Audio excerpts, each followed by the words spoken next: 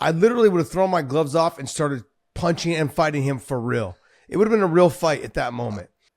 So this is a clip of the training.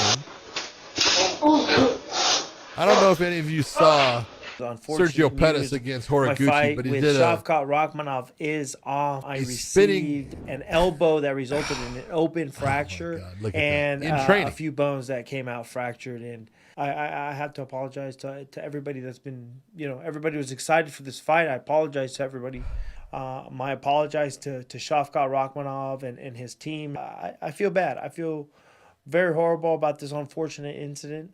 I'll be back. I'm still going to continue training. I can still do my strength and conditioning training, movement. I can still do a lot of my training with my trainer, Noah Feinberg. I asked to move it up to November. Hopefully they grant me this wish. That'll be November 11th in Madison Square Garden.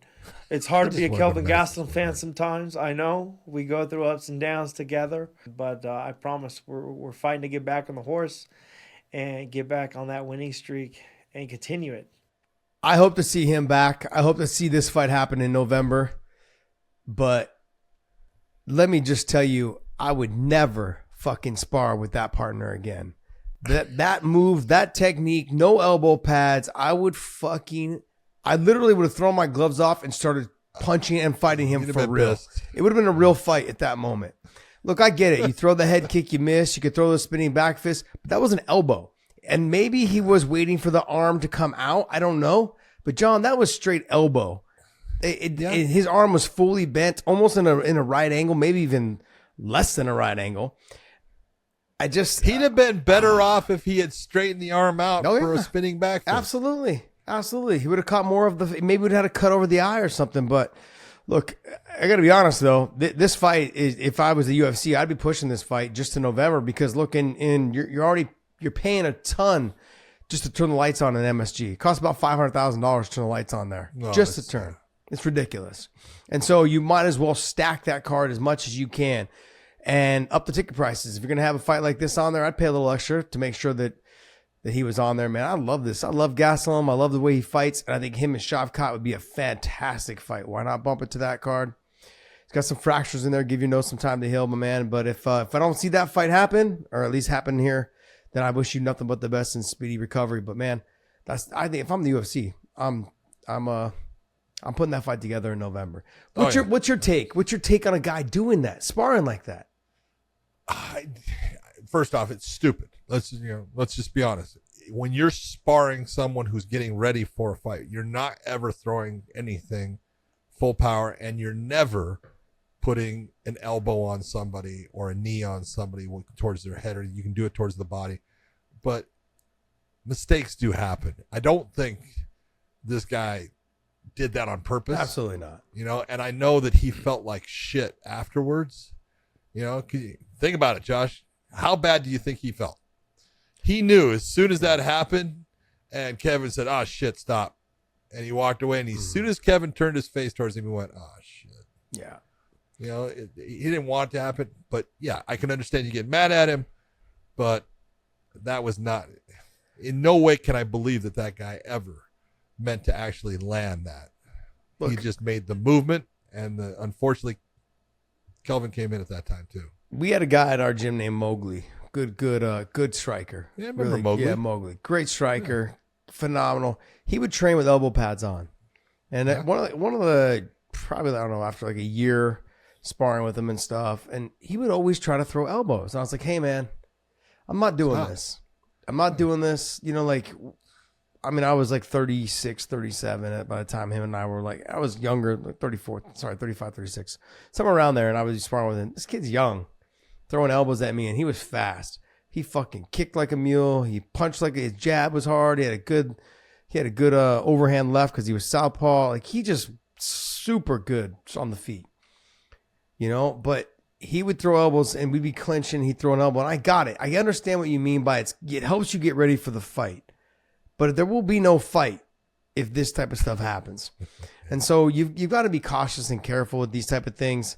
If you don't see your opponent as you do your spin and see where he's at, because it ain't about you. When I'm there as a sparring partner, it's not about you. Nope. It's all about getting the other guy ready. That was one of the, I mean, at least that's what I was told from a couple of the guys there. But, you know, like one of the biggest reasons why Habib liked to spar with me, Islam liked to spar with me, was I pushed the pace, but I never did anything to hurt them. There was a lot of it is like, no, especially with Habib. He always had some issues with, you know, either he got hurt or he had a hard time making weight or whatever it was. He didn't want to do anything that would potentially get him taken out of a fight. So he didn't spar with anybody that would potentially hurt him or do something that he just wasn't prepared for. He just didn't want to go through that. Like the other thing is everyone's like, oh, well, you have to be ready for everything. But it's hard to get ready for everything if I'm constantly hurt and can't train everything. So you got to look at it that way. And all the progress you're making, like he's back on the win track. He's getting ready for this big fight.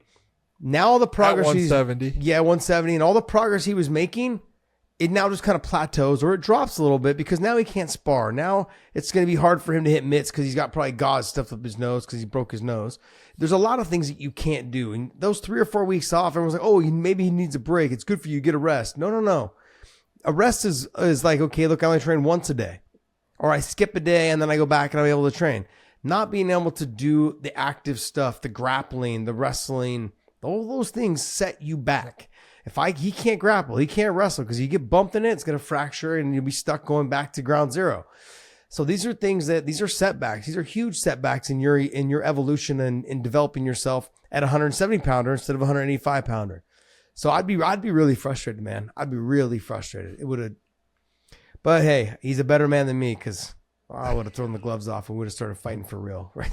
Sean Strickland agrees with you, Josh. He's in the comments here. Spinning elbow, man. These guys need to stop with that BS. I swear everyone in the gym today is a ballerina.